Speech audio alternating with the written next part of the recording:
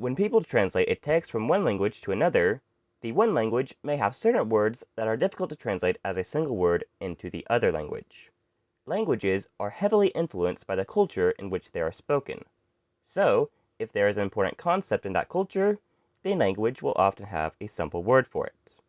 When we translate this word into our own language, we may have to render it as a long phrase, because our language doesn't have a good way to express that idea, as our culture is not as familiar with it.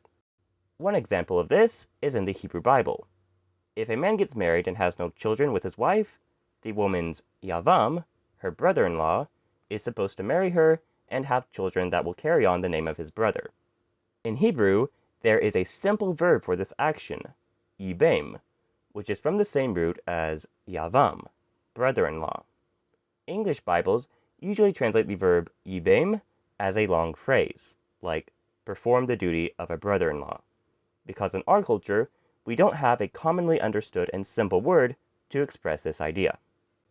If you know another language, tell us in the comments a word from it that's hard to translate into English.